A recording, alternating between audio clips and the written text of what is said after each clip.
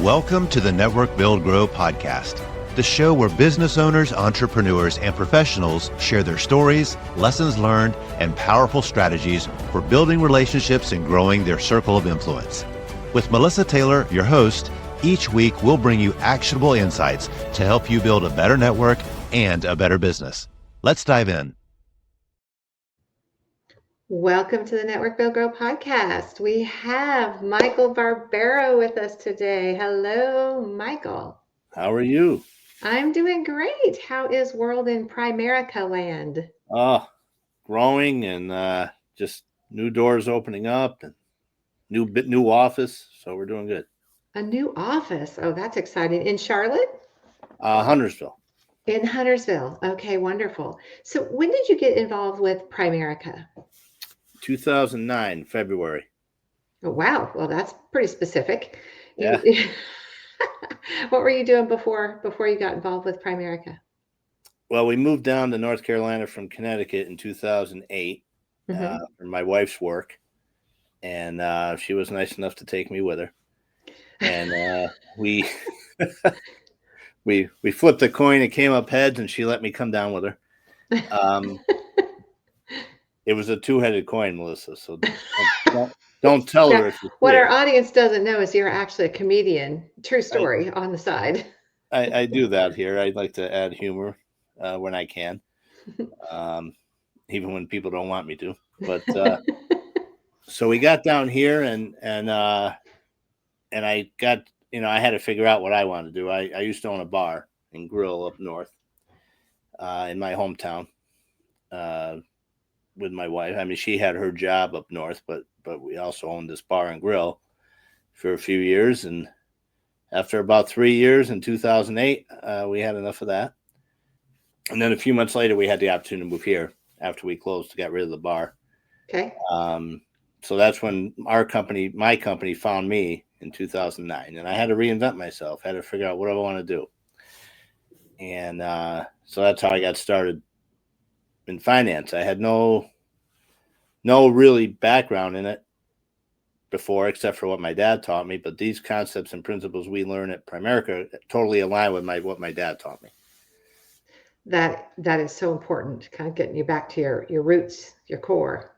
Yeah, I mean, it was just wow. The values and the culture of the company just made a big difference with me. And I could have gone to a lot of financial companies after I started with Primerica. I've been.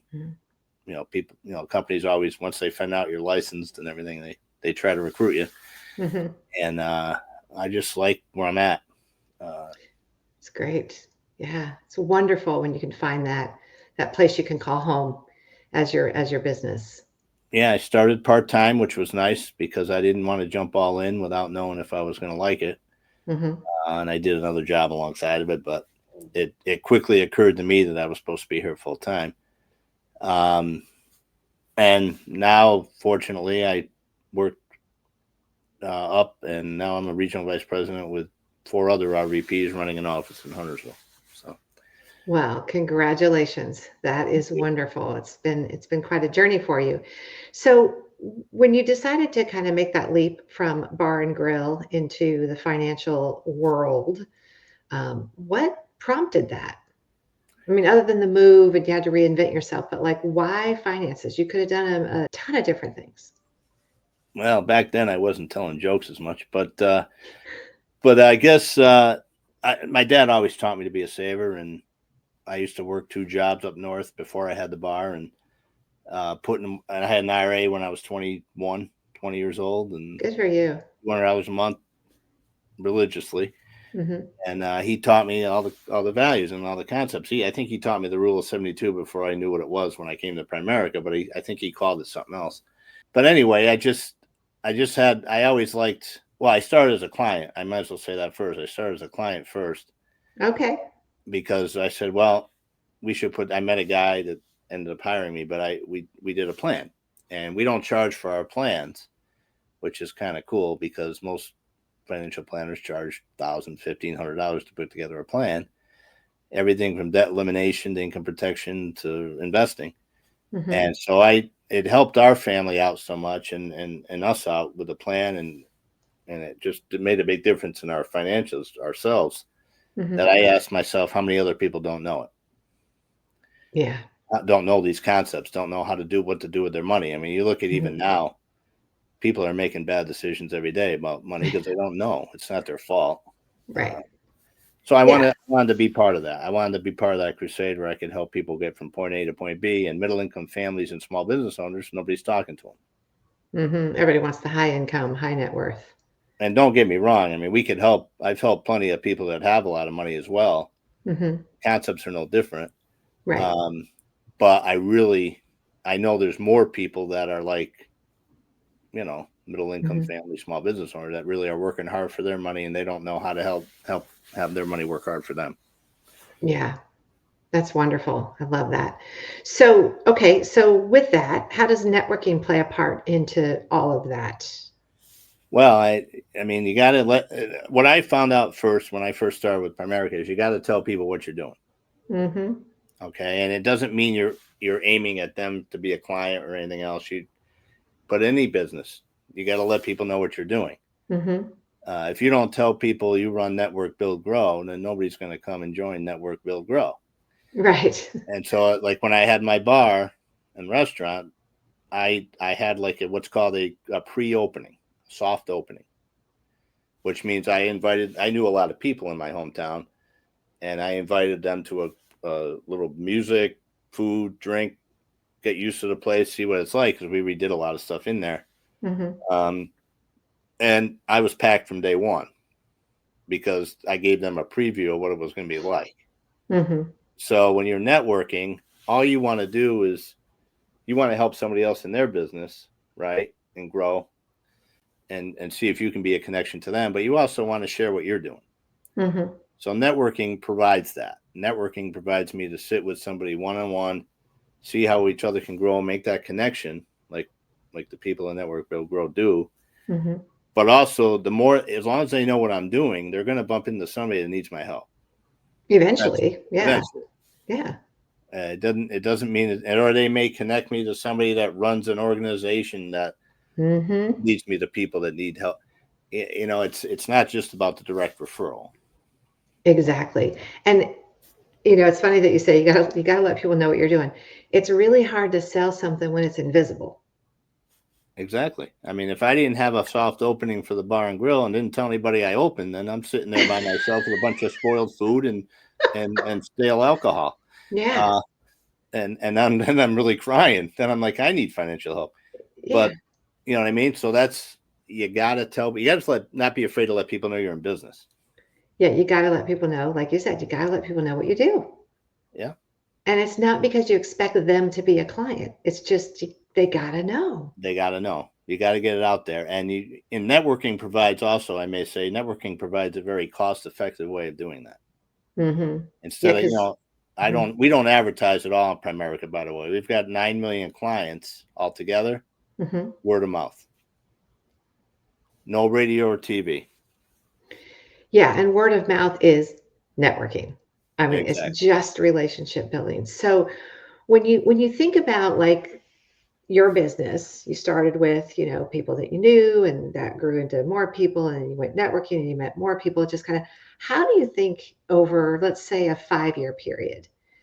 Just kind of guess how many times do you think your network, your circle of influence kind of doubled in a 5-year period from your consistent efforts? Being consistent is the main key word there. Uh, just so you know. Uh, Consistency. I strive to be that way. I'm involved with several groups, including ours here. And I would say in a 5-year period, it's doubled probably 3 or 4 times Yeah. if I'm conservative with it. Mhm. And that's and I'll be here's an example of how it really in the last year or two has gotten better. I'm with another referral group, and I couldn't and it's a group full of business owners just like us. Mhm. Well, I couldn't believe how many business owners didn't have income protection for their family. None. 0? Nothing to even compare to. Like usually I'll say, hey, you want me to take a look at your policy, make sure you're in the right program. I can try saving you some money. Well, these people didn't have any, most of them. Wow. And I'm like, you're in business. I'm like, I didn't say that to him, but Right. I just was surprised. Yeah. What I, happens to your family if something happens to you? and yeah, because you not only you Hmm. own a business, but you got to replace the income for your family if God forbid. Hmm. I know nobody likes to talk about insurance. That's the foundation of the financial house. Hmm. But most people, what we find is most people's foundation is non-existent or cracked. So we need Mm. to help that. But like I said, that's the most surprising thing in the last year or two, meeting with business owners Yeah. that I've Okay. experienced anyway. That you've experienced. Okay, great. So with the Primerica philosophy, that you, like you said, they don't market, they don't do radio, they don't do TV, they don't really do a lot of advertising.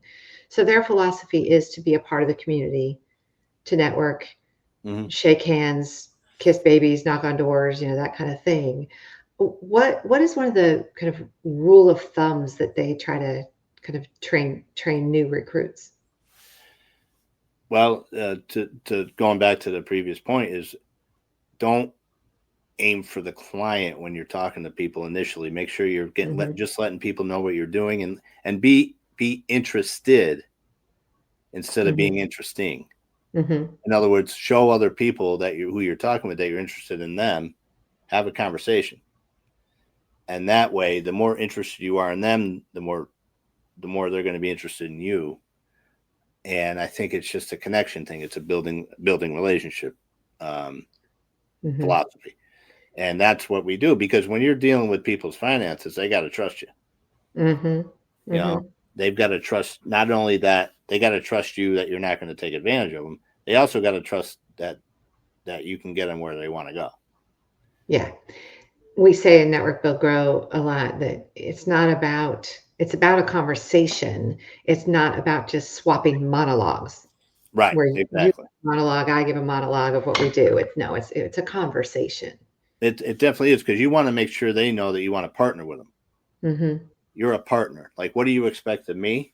And ask questions. Don't make statements. Right. Mhm. So, Mhm. what do you expect of me as your financial um, advisor? What do you expect of me as a partner Mhm. to help you reach your goal? And here's what I can. Here's the different things I can help you with. But what do you want from me? It's a quarterly calls. It's an annual revisit. How can I partner with you most effectively based on your goals? Yeah. Wonderful. Okay, so tell me what you think a lot of people do. We've talked about it a little bit, but what you think people do, for lack of a better word, wrong when they start networking or when they're out networking. Collect business cards, Yeah. right? Yeah. Without hey, I was guilty of that in the beginning. Mhm. But I've learned that I at least want to, if I'm going to utilize business cards as a way of connecting, I want to exchange information. I'm not just going to hand them out or collect them, Mhm. because you know what happens when you collect business cards? You go home, you put them in a pile, you try to keep them neat. They're all over your office, uh, and then you go to pick up one, and the pile of 52 fall on the ground. It's 52 pickup, and then you're like, who do I call next? Yeah. Um, that's just my experience. It's just been total disarray, right? Mhm. I didn't have a good system. But I think if you exchange information with people, you don't need a card. You just have the conversation. To your point, Mhm. hey, by the way, I really like to get together for a coffee, and let's go over each other's business, see how we can grow together. Why don't we exchange information, and I'll be back in touch, and we'll schedule a time or a Zoom meeting. I mean, Zoom is like a big deal now, right? I mean, Zoom, Yeah. you could make you could fit a lot more appointments now, as long as you're not afraid to build a relationship over Zoom. You could schedule a lot more appointments in a shorter period of time. And I think now, through COVID and the way the world is changing, people are more comfortable with it. I Yeah. mean, people are comfortable building a relationship over Zoom. I have a client that I've worked with her for over a year, completely just on Zoom, even though we both live in Charlotte. And we saw each other at an event, like live in person at an event about 2 weeks ago.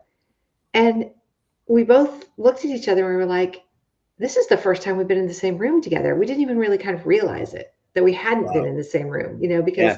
because you really can build a relationship through. So it's Yep. perfect. Don't be afraid of it. Don't be afraid of the new tools that are available to us today. No, Zoom. I mean, I'll be honest. I still like in-person meetings at times. Hmm. I like the energy. Mm-hmm. And it depends on the person you're meeting with. Some people are great. You're great over through Zoom. I could talk to you through Zoom like I could in person and Right. feel the same way. Yeah. Some Other aren't people, so much. some you got to tell them to not drink milk while they're on the Zoom, or in the refrigerator or whatever. But Yeah, it always cracks me up when you get the one that's like holding their phone while they're sitting on their couch. I'm like, yeah, it's like that's not the same. no. So it just depends on the personality. But I agree with you. I think it's something that we need to embrace and take advantage of. For Mm-hmm. our business, it's nice. We used to go to people's houses Mm. on a regular basis and do the house call, the Yep. Mm-hmm. financial house call, like your doctor used to go to your house call for medical. Yeah. Uh, so if I'm your financial doctor, I actually did house calls in the past. But I can have the same relationship we're doing, and I can get things done for them a lot quicker. Mm-hmm. Yeah. And they don't have to clean their house. I was going to say they don't have to clean the kitchen to have you come Right. over. Right. I can just you're fine. And it's funny because it saves both of us time. It's not Exactly. just your time that you're saving them time too, and hassle and all the Yeah. things that come with meeting in person. Yep. There's a lot of benefits to it. Now I will say that in group settings, we have trainings for our teams every Tuesday evening, Mm-hmm. and a lot of people get on Zoom, even though they're local, and we try to get the energy up in the office. So we're really Yeah. trying to dissuade local people from just hopping on Zoom because who knows what they're really doing. Yeah. Yeah. So that from that aspect, in person is better. Yeah. Well, I'm in a networking group and I would much prefer people in person at the events than on Zoom because there I is a know. different vibe. There is the energy in the room. And so it does make a difference. So, of course, we have both. We have virtual events as well that are That's right. 100% virtual. And when they're 100% virtual, they're great. But when it's a hybrid, the It's people that tough are, to run too, it's just tough to technology run. wise. Yeah. And I've been on those virtuals now and then. And it's just tough to keep the energy high on the virtual side when I'm putting all my energy in on the event where I'm standing in the room. Yeah, you can't be in. It's hard to be in two places at once and give it Yeah. the same attention, right? So Exactly. Exactly. If you network for your business, you already know follow up is everything when it comes to growing relationships and driving success. But here's the thing most of us want to follow up well, we just get stuck. Staying consistent, keeping it personal, making it stand out, it's hard. That's why I use NetEffect.io. It makes follow-up simple, cuts through all the noise, and helps me stay on top of every relationship without dropping the ball. I never miss a follow-up, and honestly, my network wouldn't be the same without it. So check it out, neteffect.io. And right now, you can use promo code NBG50 for 50% off of your first month. neteffect.io, your secret weapon to unforgettable follow-up. I get So tell me when you're meeting people, whether it's at a social event or a networking event or at the grocery store, at one of the comedy clubs that you speak at, um, when you are done with that and you're back with your stack of business cards or your list of people that you've met, what's the first thing that you like to do to stay connected? I make a phone call the next day. Phone call. Yeah, I do. Great. I do call because I think an email. I I will do an email at times if I can't get a hold of my phone. Uh-huh. I'll do an email or a text, but I'd rather be personal about it at first with a phone call and let them know I really did enjoy meeting with them and it was a great time and I would love to be able to schedule a time with you to talk more. Uh, Yeah. I don't like following unless it's unless I'm in a time constraint and I want to get a quick text off to this person. But I just assume call the next day or Do you find that how many okay, yeah. How many answer and how many messages do you leave? Voicemails? uh uh I leave a lot of messages. Mhm. Uh, people obviously, especially if you're meeting with business owners, they're busy in their business every day. Mhm. Hopefully, Yeah. uh, and so I do end up leaving a lot of voicemails. Some get back to you, some don't, Mhm. and then you just follow up again, maybe a week or two later. Mhm. I'm kind of persistent. I just followed up with somebody I met in Cancun on my 25th wedding anniversary vacation. I followed up with them today. I've been reaching out periodically, but no voice. because we had talked about what I do while we were on vacation, Uh-huh. and they were needing some help. And but I haven't been able to reach him. So finally today, out of the blue, I said, you know what? I haven't called Michael in a while. I called him and I got him scheduled for next week. So There you go. he was like, well, Hey, thank you so much for calling. It's been so busy. I apologize. Thank you for being patient with us, you know? yeah, and that's what I get 9 times out of 10. People always think, "Well, I don't wanna bother him again. I don't wanna bother him again." I'm like, "You gotta remember, you're probably not bothering them. It's just they haven't made it a priority or something came up or you don't know." So Right. until they tell you no, like, you just have to be that person that just comes around every once in a while to say, That's how "Hey, I I'm was. still here." That's how I was with my wife. It took me 5 years. I just kept coming around Oh, yeah, I just kept coming around. I said, until you tell me you don't want to see me again, I'm still in the game. yeah, there you go, and here you are. How many years later? Well, 30 years together, 25 married. Wow, congratulations, that's awesome. Yeah. That's awesome. So, I mean, persistence, right? As long as you're Mhm. professionally following up. Professionally persistent, not annoyingly persistent, Right. professionally. So what constitutes where's the line between professional and annoying? Uh, I would think that every time when you do follow up, say you're on your fifth or sixth time of reaching out, sometimes it's just asking them how they're doing and hope everything's okay. Yeah, It don't even mention the business. yeah. Just want to check in with you and see how you're doing Mhm. because I haven't heard from you and I know things get busy and I'm just hoping everything's okay with you.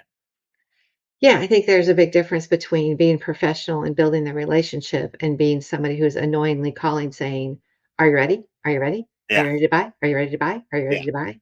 That's just And there's a difference. nobody wants that. Nobody wants that. People want to buy, they don't want to be sold. Yeah, even if they're ready to buy, they don't want you to do that. Right. They're just not in that mindset. Wonderful. Okay, last question, then I'll let you go. Give us your number one conversation starter at a networking event, other than what do you do? Yeah, yeah, it's the common one. Right? What do you do? Why do you do what you do? Why do you do what you do? Yeah, I would go up to somebody at any of these groups and say, "Hey, by the way, hey, how are you? And my name's Mike. Let me ask you something. Why do you? Everybody's got a different why they do what they do. I want to know why you do what you do. What got you excited about your business? yeah. Oh, I love that one. What got you excited about your business? Yeah, what got you excited about doing what you do? Those are good. It Those are shows good. them right away that you care about them. You care about them. Exactly. All right, so I lied. One more question. No problem. How much do you try to bring your, because you are a stand-up comic, we've joked about that a little bit, but you are a stand-up comic. How much do you bring humor into your business? As much as possible. As much as possible. I want well, and again, it depends on who you're meeting with. Right. You've got to kind of gauge the just like you would if you're on stage. You got to gauge the audience. Uh-huh. Well, you got to gauge your clientele too, or your potential clientele, because if they don't have that type of personality, you got to kind of say, okay, how can I, how can I contribute humorously here and not offend anybody or not rub somebody the wrong way? Right. Like, Mhm. I'll talk what I can about our concepts, and I'll give real life examples of how my dad was really good saver. My mom, I love her to death, but she couldn't save a dime, and the instructions were on the back, and uh, just stuff like that. Just Mhm. and I meet with we tried. We've coached her, and um, she hasn't gotten the therapy she needs, but I do need it now. Yeah. Yeah, that's a That's so great. That's so great. Well, it's always a pleasure to talk to you, Michael. I'm so excited that you are still a part of Network Build Grow. You've been a member since I think you're a founding member. So we love that you're a good big part of the of what we do. Well, you guys are doing great. I see the growth. I haven't been able to be present as much in the in-person meetings, which I'm still trying to get my times in order so I can do that. But it's been a great group, so I'm thankful for you and everybody in the group. You're all a bunch of great people. Well, wonderful. Well, we'll see you soon. Thank you for this opportunity. Appreciate you. Thanks for tuning into this episode of the Network Build Grow podcast.